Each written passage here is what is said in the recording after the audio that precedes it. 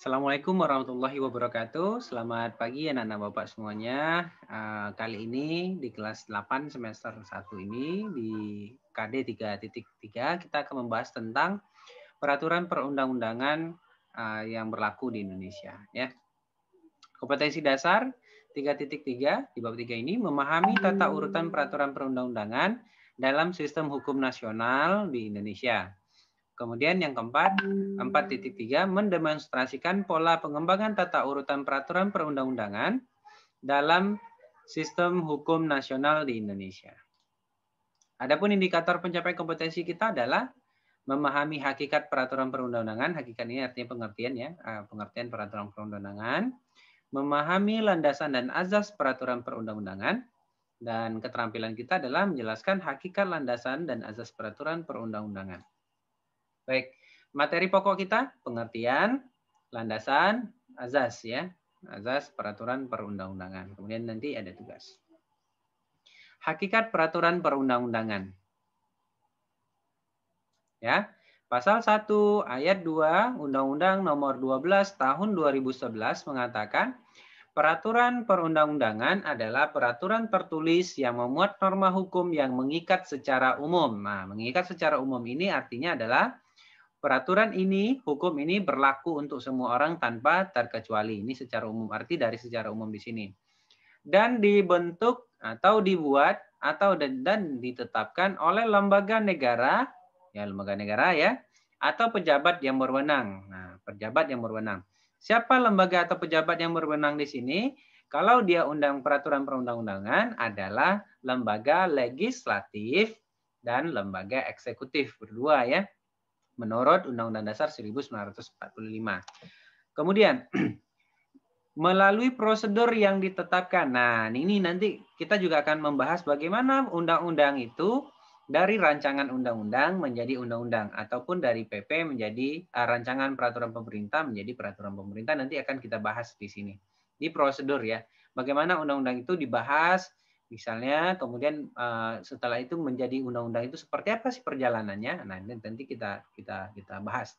Yang ditetapkan dalam peraturan perundang-undangan. Jadi prosedur ini juga ditetapkan melalui peraturan perundang-undangan. Bagaimana tahapan dan segala macam itu juga diatur dalam undang-undang. Nah, ini maksudnya dari peraturan perundang-undangan itu sendiri.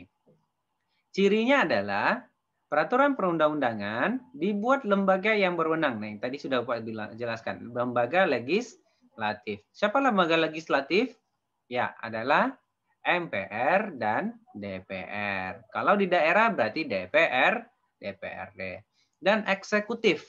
Nah, siapa eksekutif? Di tingkat pusat eksekutif itu adalah presiden. Ya, eksekutif di tingkat pusat ada presiden. Kalau di tingkat daerah ada gubernur, ada wali kota, dan ada bupati. Kemudian, ciri yang kedua adalah bersifat memaksa dan mengikat. Nah, memaksa dan mengikat. Apa maksud dari memaksa? Memaksa adalah ketika kita sebagai warga negara diberlakukan undang-undang yang baru, maka kita harus patuh dan taat kepada undang-undang itu sendiri. Kita harus wajib melaksanakan undang-undang itu sendiri. Mau, tidak suka, maka kita harus melaksanakannya. Terlepas dari apa efek dari undang-undang itu sendiri, peraturan perundang-undangan ya. Sebagai warga negara kita harus betul-betul memahami dan melaksanakan. Nah, itu arti dari memaksa. Kemudian mengikat. Mengikat ini adalah artinya di sini berlaku untuk semua orang. Ya, berlaku untuk semua orang tanpa terkecuali. Oh, saya anak anggota dewan nih, saya nggak mau patuh pada undang-undang. Nah, itu nggak bisa. Karena apa? Karena undang-undang itu sendiri bersifat mengikat tanpa terkecuali. Oh, mau anak presiden, mau anak apa, kalau langgar undang-undang ya harus dihukum. Saya nggak mau patuh Pak, saya anak orang hebat nih, yang nggak bisa. Ya, nggak bisa. Karena apa? Karena undang-undang itu bersifat mengikat. Yang ketiga, bersifat abstrak, hanya bersifat gambaran umum saja, tidak terperinci, tidak secara detail. Kalau detailnya nanti dijelaskan oleh Perpres misalnya, PP misalnya, dan peraturan perundang-undangan di bawahnya. Kemudian landasan peraturan perundang-undangan. Yang pertama adalah landasan filosofis ya. Landasan filosofis adalah peraturan perundang-undangan yang akan dibuat harus berdasarkan kepada Pancasila. Artinya peraturan perundang-undangan ini tidak boleh terlepas dari nilai-nilai Pancasila. Harus sesuai dengan nilai-nilai Pancasila. Karena apa? Karena Pancasila adalah dasar negara Republik Indonesia atau landasan ideologi atau landasan falsafah bangsa Indonesia. Kemudian landasan sosiologis, ya, landasan sosiologis. Jadi ternyata landasan sosiologis itu adalah peraturan perundang-undangan harus mampu memenuhi kebutuhan masyarakat. Maksudnya di sini apa? Apa yang dibutuhkan oleh masyarakat di dalam pembangunan misalnya, maka peraturan perundang-undangan itu harus mampu memenuhi kebutuhan masyarakat itu sendiri. Nah, misalnya dalam pembangunan jalan. Nah, kita ya, di daerah kita misalnya butuh jalan nih. Maka ternyata belum ada peraturan perundang-undangan yang mengatur pembangunan jalan misalnya. Maka anggota legislatif atau pejabat legislatif dan eksekutif harus membuat peraturannya dulu, baru bisa membangun jalan di tempat kita. Nah, seperti itulah kira-kira. Jadi apa yang dibutuhkan oleh masyarakat, itu yang dibangun, yang dilakukan di dalam peraturan perundang-undangan, misalnya begitu. Kemudian landasan yuridis, ya, landasan yuridis harus punya landasan hukum. Yuridis itu artinya hukum. Harus mempunyai landasan hukum yang lebih tinggi. Nah, karena kita yang membahas peraturan perundang-undangan, misalnya dalam tata urutan peraturan perundang-undangan ada undang-undang, ada TAP MPR, undang-undang dasar, TAP MPR, kemudian undang-undang. Nah, undang-undang di peringkat ketiga ini harus berdasarkan kepada undang-undang dasar atau TAP MPR, ya. Kenapa? Karena undang-undang itu berada di bawah undang-undang dasar dan TAP MPR itu sendiri. Maka undang-undang harus berdasarkan kepada undang-undang dasar. Atau undang-undang dasar harus berdasar kepada Pancasila. Kenapa? Karena Pancasila dasar negara. Nah, ini yang dimaksud dengan landasan peraturan perundang-undangan. Selanjutnya, azas peraturan perundang-undangan. Ya, di sini ada dua nanti. Pertama menurut Purnadi Purbacaraka dan Sarjono Sukanto. Yang kedua nanti menurut Undang-Undang Nomor 12 Tahun 2011. Ya, kita bahas dulu menurut Purnadi Purbacaraka dan Sarjono Sukanto.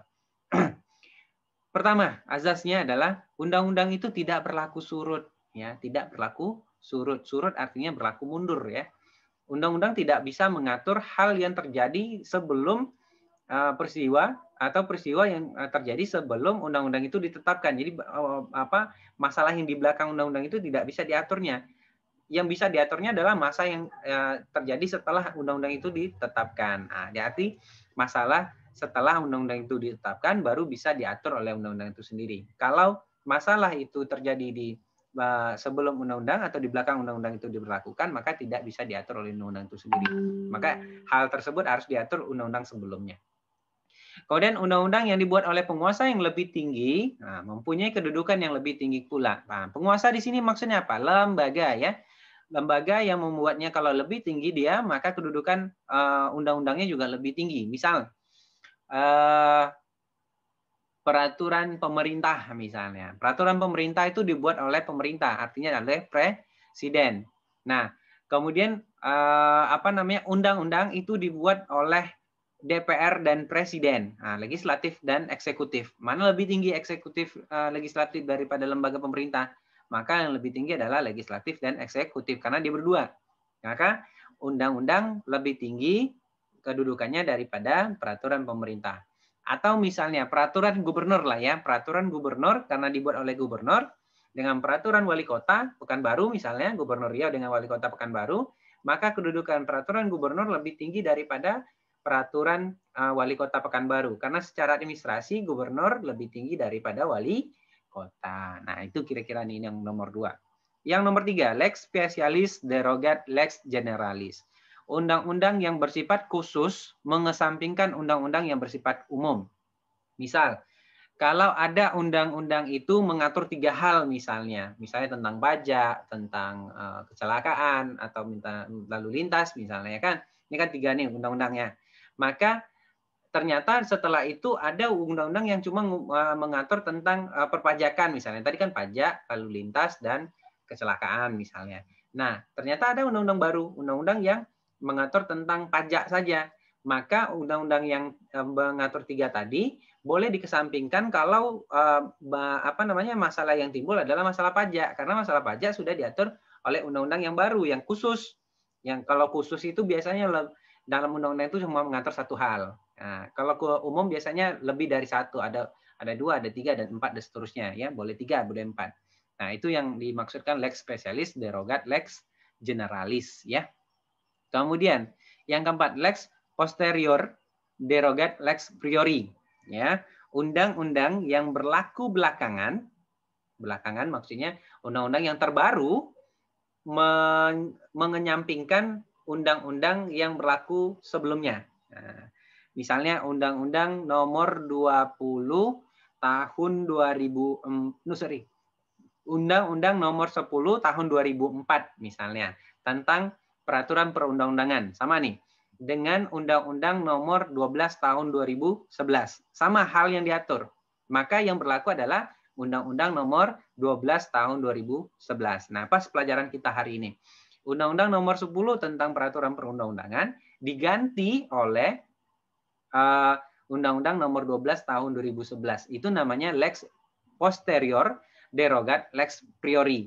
Undang-undang yang berlaku paling belakangan mengenyampingkan undang-undang sebelumnya.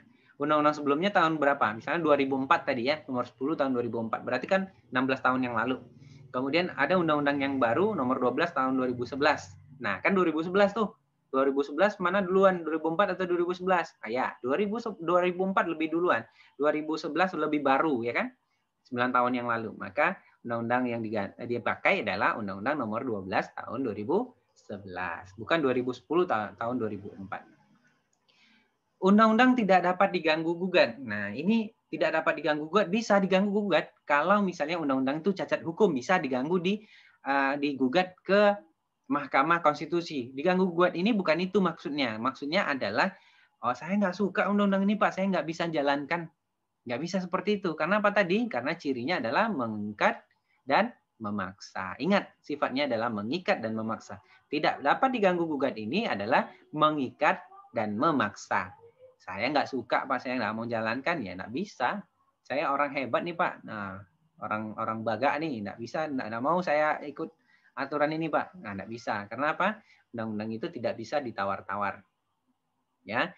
Yang keenam adalah undang-undang itu sendiri harus bisa menciptakan kesejahteraan bagi masyarakatnya. Jadi undang-undang itu harus ada kedayagunaan. Jadi artinya apa? Dengan adanya undang-undang yang baru ini, masyarakat lebih sejahtera, lebih terjamin, lebih aman, sejahtera dan segala macamnya. Jadi kalau menimbulkan kerusuhan, ya berarti peraturan perundang-undangannya tidak memenuhi azas ini, gitu. Ada azasnya ini. Jadi kalau azasnya tidak terpenuhi, maka undang-undang itu ya bisa dilaksanakan, bisa, tetapi tentu apa yang diharapkan dari undang-undang itu tidak akan tercapai dengan baik. Selanjutnya, sama azas peraturan perundang-undangan menurut Undang-Undang Nomor 12 Tahun 2011. Satu, kejelasan tujuan. Sebenarnya hampir sama dengan tadi, adalah bagaimana undang-undang itu sendiri dapat memberikan tujuan akhir yang ingin dicapai, yaitu kesejahteraan lahir dan batin rakyat Indonesia. Ini kejelasan tujuan. Kelembagaan pembentuk yang tepat, artinya lembaganya harus tepat yang buat, yaitu lembaga legislatif dan lembaga eksekutif. Kesesuaian antara jenis, hierarki, dan materi muatan. Jadi misalnya gini, yang paling bersifat umum itu adalah Undang-Undang Dasar, ya, Undang-Undang Dasar. Kemudian TAP MPR, kemudian undang-undang. Jadi undang-undang ini menjelaskan undang-undang dasar, jangan terbalik ya, jangan terbalik. Kemudian di bawahnya ada peraturan pemerintah, di bawahnya juga ada Perpres misalnya. Nah, Perpres mengatur tentang bagaimana PP bisa dilaksanakan. PP menjelaskan bagaimana undang-undang bisa dilaksanakan. Nah, ini yang dikatakan hierarki dan materi. Jadi undang-undang yang di bawah itu harus lebih menjelaskan undang-undang yang di atasnya. Kemudian dapat dilaksanakan, ya, dapat dilaksanakan artinya dapat diterima oleh masyarakat, ya, dapat mengakomodir undang-undang ini sendiri untuk kepentingan masyarakat. Tidak bertentangan dengan Pancasila, tidak bertentangan dengan Undang-Undang Dasar 1945. Kalau sudah bertentangan bagaimana, Pak? Berarti azasnya ada yang salah gitu ya. Dalam proses perumusannya ada azas yang salah. Nah, ini yang harus diperbaiki. Kemudian kedaya gunaan dan kehasil gunaan. Artinya apa? Ada guna. Undang-undang itu dibuat benar-benar dibutuhkan dan bermanfaat untuk mengatur kehidupan. Kalau tidak bermanfaat, justru menimbulkan kerusuhan dan ketidaksenangan atau misalnya justru memperkeruh suasana, ya jangan. Seharusnya peraturan perundang-undangan tak usah dibuat begitu kan. Kemudian kejelasan rumusan. Nah, rumusannya juga harus jelas. Apa yang diatur di dalamnya, kejelasan bahasanya, kemudian kejelasan arti dari bahasa yang dimuat di dalam itu sendiri. Kemudian keterbukaan. Artinya undang-undang itu sendiri harus terbuka dari proses perencanaan, persiapan, penyusunan, pembahasan, itu harus terbuka. Maksud terbuka adalah meminta ide-ide, gagasan-gagasan dari beberapa pihak yang dianggap ahli di dalam bidang itu sendiri. Jangan mentang-mentang sudah merasa ahli kemudian kita susun, tidak seperti itu ya. Sama dengan misalnya OSIS, mentang-mentang OSIS misalnya tiba-tiba membuat aturan sendiri saja tanpa melibatkan ketua kelas, perangkat kelas yang lain untuk mengatur kehidupan organisasi misalnya, itu kan salah. Maka libatkan semua pihak supaya undang-undang itu sendiri dapat diterima oleh semua pihak juga. Nah, inilah yang dikatakan azas peraturan perundang-undangan. Baik, terima kasih atas perhatiannya. Tugas pertemuan ini nanti, maaf ini Bapak tuliskan email, sebenarnya tidak dikirim ke email, jadi Bapak salah ini ya. Jadi nanti Bapak akan kirimkan setelah pembelajaran kita di grup WhatsApp, Bapak akan kirimkan link quiz Google Form seperti biasa. Nanti catatan kalian upload di Google Form tadi ya. Kita upload di Google Form. Nah, demikianlah pertemuan kita hari ini. Kalau ada pertanyaan nanti silakan ditanyakan melalui WhatsApp grup kita pada jam pelajaran PKN. Demikianlah yang bisa Bapak sampaikan. Wabillahi taufiq wal hidayah. Wassalamualaikum warahmatullahi wabarakatuh. Selamat pagi.